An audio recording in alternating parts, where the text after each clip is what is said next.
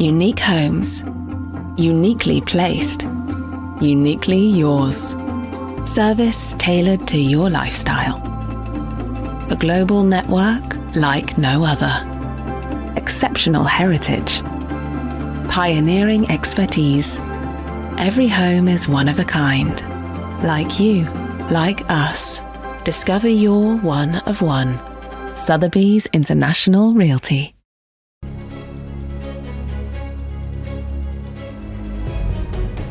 Thank you so much for tuning into the Urban Agenda. Our focus today, what's happening to India's stalled housing projects? How many are still awaiting their completed homes and suffering the financial and mental burden of EMI plus rents?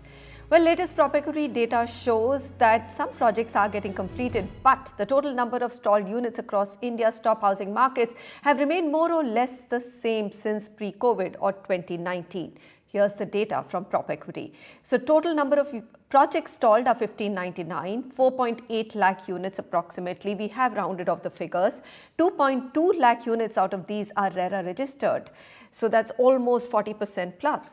4.1 lakh delayed homes are in Tier 1 cities and 70,000 approximately are in Tier 2 cities. Now, which are the cities which have the most stalled projects? Well, again, this list of culprits has not changed. Greater Noida, around 70,000 units. Thane has around 54,000 units. Gurugram has about 49,700 units. Noida, about 41,600 units.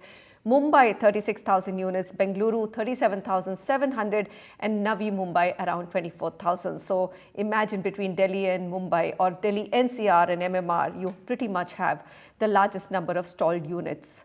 Samir Jasuja, founder and CEO of PropEquity, Prateek Kumar, partner in the corporate and commercial practice group at Khaitan Co, and Amit Bhagat, CEO and managing director, ASK Property Fund, are my guests today to figure out how do we solve for this crisis. I'm still going to call it a crisis because despite RERA, despite insolvency laws becoming stronger for the home buyers, the number of units which are stalled and delayed by over 2 years hasn't changed. So Samir, because the data comes from PropEquity, here's my question to you. You know, there are about 2.2 lakh units which are RERA registered post 2017. Some of them are legacy projects which have had to register with RERA, but are there new ones also which have got stalled post 2017? And how has RERA helped, or has it helped? So Manisha, there are going to be continuously projects that are going to get stalled. The number may come down, but that problem can happen later as well. So that problem will continue for all times to come. It may just get reduced. So RERA's job really is when the project gets stalled and the crime has been committed, that's when RERA really comes in to give its justice or hear the case. And that's why RERA has not been able to help this problem too much. The only way this problem can be solved is by other developers coming in, taking those projects over and redeveloping them or completing them. SWAMIH has done a great job by completing 32,000 odd units over the last 5 years. But since we knew this problem was much larger, the funds required to complete such projects was much more, and the availability was much lesser in terms of the SWAMIH funds total fund, which was 25,000 crores. So that's why this problem has not been solved. It's been solved by roughly about 10%. And still, there's a long way to go for the entire problem to get solved. Only 10% of the problem has got solved, despite the fact that the markets are flushed with capital. This has been one of the biggest or the most booming period for real estate and in general capital across the economies globally and in India. All right, Amit Bhagat, I'm going to come to you. Noida, Greater Noida, these are markets that you're invested in. You've seen them very closely. Amitabh Kant committee report came out with an amnesty program, giving a fair chance to developers in these localities or geographies to resolve issues with the authority or surrender part of their land to pay up their dues to the authorities or bring in a co-developer to complete the projects. What is your sense in terms of how is the traction on ground? So if I analyze your data, which you have just given, 55% of the problem is legacy, which is pre-RERA, and 45% is RERA registered. And I think these are two kind of projects. One is in MMR, which is predominantly comprising of slum redevelopment, society redevelopments, Mahada redevelopment, and Noida and Greater Noida, which has been the reason for why RERA came at the most opportune time. So if you look at these two problems, one is that legacy, when the money has been diverted from one project, and now it cannot come back either because developer has become bankrupt, insolvent, or not in a financial state to bring back money. The end user continues to suffer because of the stakeholders, which are three, and they are not sitting together to solve the problem. So if you look at Noida, for example, authority, lender, and home buyer, all three are impacted. Home buyers cannot be penalized more. They have waited long enough. Home buyers are also mid-income end users. Most of them are first-time home buyers, and they have waited for almost a decade. Authority and lenders and home buyers should sit together to find a solution, and that should be enforced very quickly. Unfortunately, whatever committee you are referring to has taken almost half a decade to come, and it has not been seen. It has not seen any fruits of completion, because most of the developers, because the legacy issues, have not opted for the scheme. Some problems cannot be solved at all. Are you saying that some of these projects will never see the light of day, Amit Bhagat? No, they no will see resolution for them? if there is a government intervention. Like in Amrapali case, when NBCC stepped in, the problems were solved. In recent one of the cases, I don't want to name them, but I saw a lender stepping in, again NBFCC saying completing the project. So I think the solution lies with the government, and they have to actively work with lenders, and both of them have to take a haircut in the interest of the home buyers and complete the projects. But well, part of it, Amit, was in that shape when they said, they have to have an amnesty scheme, waive off the interest. And of course, I must say the Greater Noida Authority and Noida Authority had become quite unreasonable in levying very, very high interest. But point taken, it's a very, important point made. And I think that's the message which needs to come out, that the government has to probably push the lenders to take a haircut, or as it's done in SWAMIH Fund, where it said, look, nobody's rights supersede the fund's rights. So the new investors who are bringing in the money, the project completion has to be number one priority. Okay, Prateek, I'm going to come to you because you and Anurag worked on the other thing which happened because of JP, which still is one of the largest projects which are incomplete, JP Infratech, which is about 16,000 units.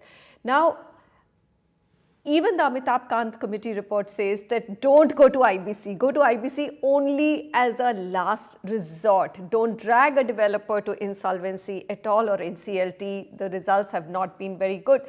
What is your sense on that? What are figures saying? What would you recommend?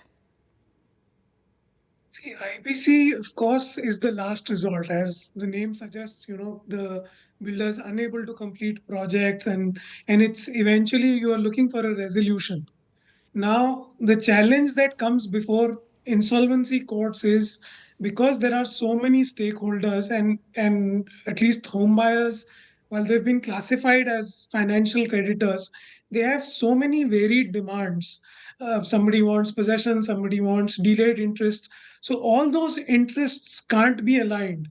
And which is why reaching IBC, your NCLT benches are flooded with applications, and which in turn leads to delay. So at least from my end, the solution that I see is pre-IBC, there should be some sort of a viability study of the project, depending on whether it is capable of being resolved through IBC or not. Currently, if you take all projects to IBC, because of the lack of benches, the bench strength being low, not having adequate data being shared between the builder and the resolution professional, there are new issues that keep cropping up. So that can't be the one solution for this. But eventually, if you end up in insolvency, there also you need to have specialized benches dealing with these issues. If you put it as run-of-the-mill NCLT issues, they're not going to get resolved that quickly. Amit Bhagat, I'm going to toss back to you because you said lenders should also be taking a haircut, right? But I mean, you are one of the lenders, right? You are operating in that space. So two questions. If a project is viable, would you be willing to take a haircut? That's number one. Number two, have you seen any dramatic change in what you call in North India, and we are talking about most of the projects stuck in North India, फितरत में कोई बदलाव आया है? Has the basic ethos of the developer changed? Do you see that he's more trustworthy now? No, I think, I firmly believe that the DNA cannot be changed, and it will be very difficult to see that somebody's DNA has changed. One thing which I feel and I see a solution today is because all financial creditors, lenders will definitely go to IBC because that is the only tool available to them for recovery of their money. What happens is the moment it is admitted, there should be a mediation process for 40 days, 45 days between authority, developer, lender, and home buyers representative.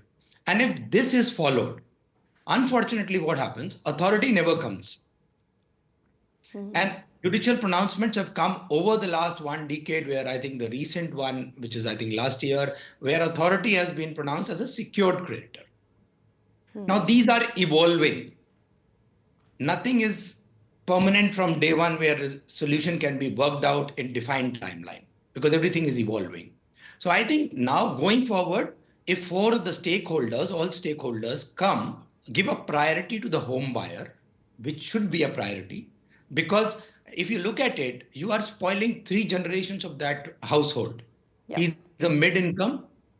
He is not able to live peacefully. His kids cannot get the desired optimum education because he's short of funds. He cannot take care of his elders.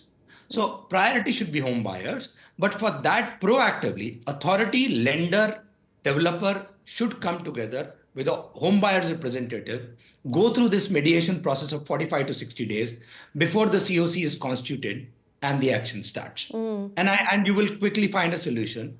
If authority is being willing to be treated at par with financial creditors in terms of their dues, because the fault lies on their part equally. They have monitored the project. They have given free hand to the developer not to pay dues for a very long time. So they are equally at fault. I would agree, but authority is never held responsible. Samir Jasuja, home buyers always been the last priority. Somehow in India, we have not been able to change that. This is a unique market where home buyer pays for everything from day one, right? With even the ground not broken, the home buyer has to pay up a booking amount and then 10%. And by the time the structure is up, he's paid up 90%, even though most projects do get delayed after the structure is up because the finishing takes a very long time. What does one do? I mean, how do you change the DNA of this industry? You've been there for so long tracking data. Yeah, Manisha, and I wanted to add to what Amit Bhagat sir said that, I think there is a solution, and this solution is very much similar to what I'd go to Saudi Arabia and what MBS did with the other princes. He bought them in a hotel and got them to agree to shell out the dollars that Saudi Arabia needed.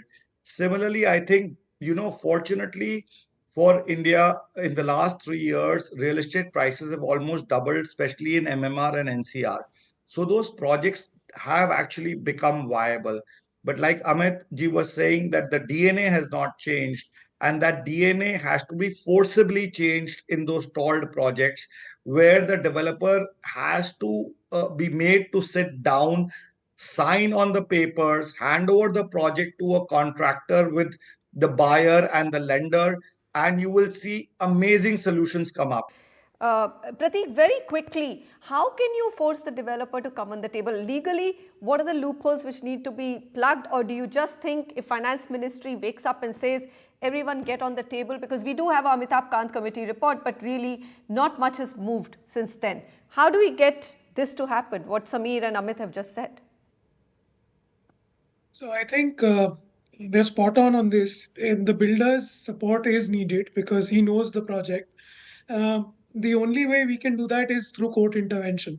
So and there are multiple cases that have happened, and this concept of reverse CIRP that's been brought about, where the builder is asked to complete the project, but under the supervision of the court. And there are instances where Supreme Court is monitoring the projects that are on, and there are the NCLT and the NCLATs that is monitoring. So constant monitoring and accountability. So the builders can't be given a free hand where they run riot, they siphon off money from the projects, but regular periodic update reports being filed in courts, the progress reports being given. I think that's one way to stem this problem. Projects have become viable because the market cycle has improved dramatically. Prices have gone up, and now you are dealing with a new beast, which is the developers don't want to, even they don't want to build, but they also don't want to let the project to go to anybody else. We'll come back and talk a little bit more about the solutions on how you as a home buyer can be more vigilant, and how financial institutions like the ones that ASK heads can also bring in some more discipline.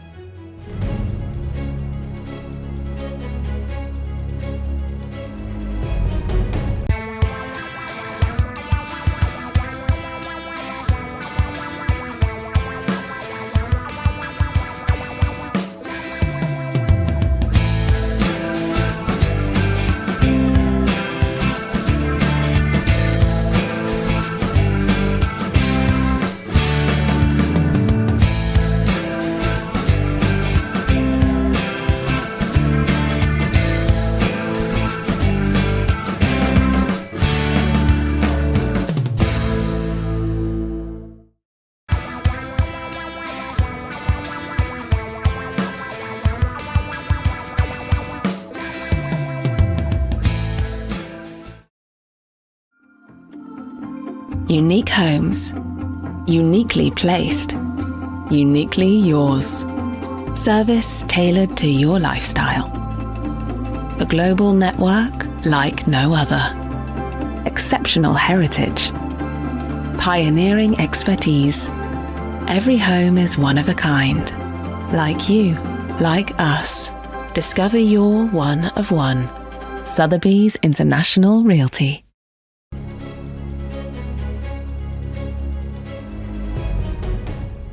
One can hear loud and upbeat drum rolls for all-time high housing market sales in India. But what's holding back over 4.8 lakh delayed units across India, leaving home buyers waiting for a place to call home? Samir Jasuja, what can the home buyers do by themselves? I know you have a new product called PropAlert, but how does it help? Can you explain it to us? Yeah.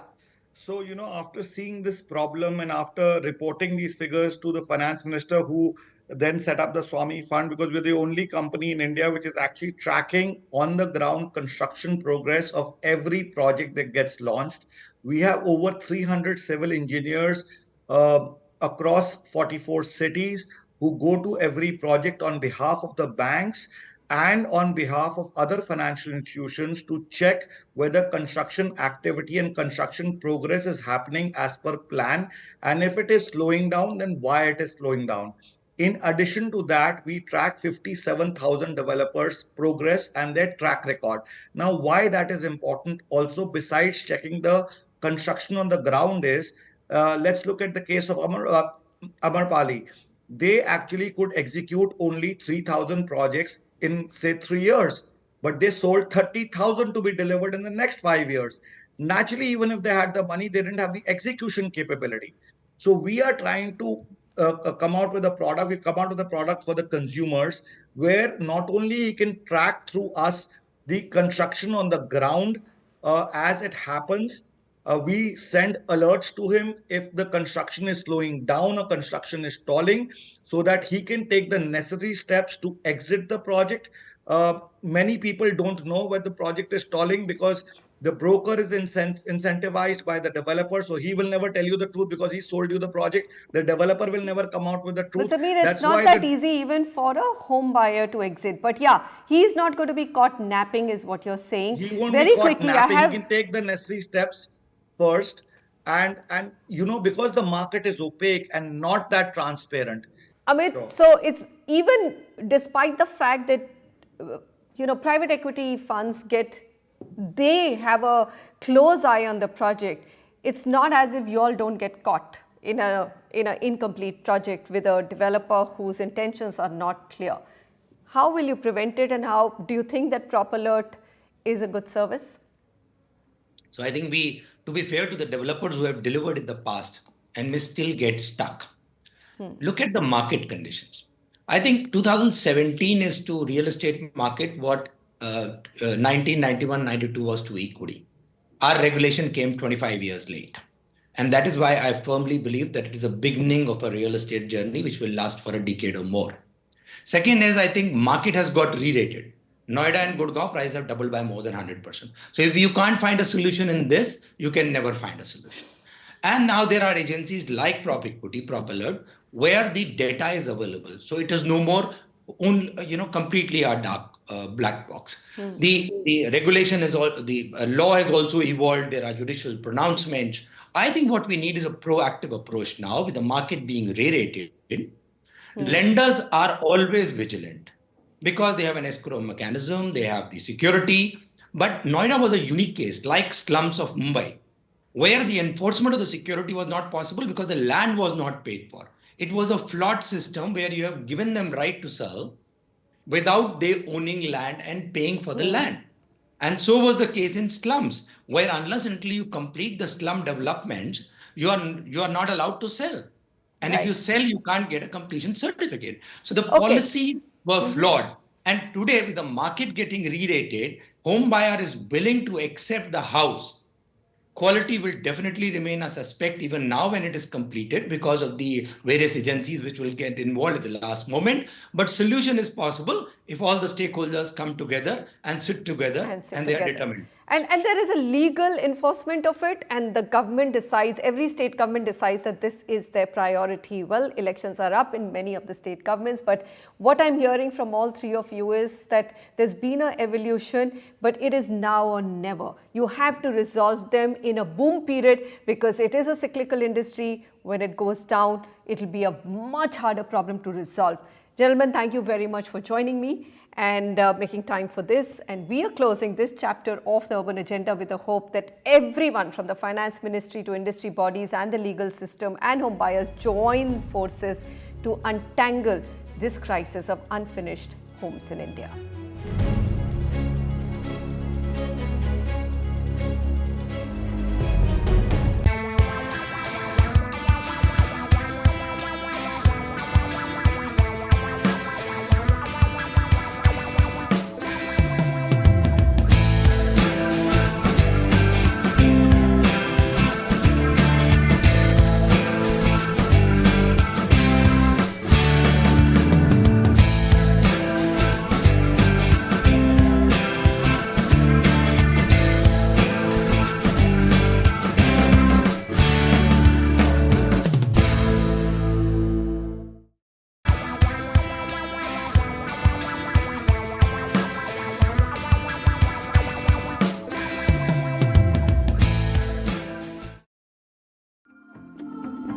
Unique homes, uniquely placed, uniquely yours.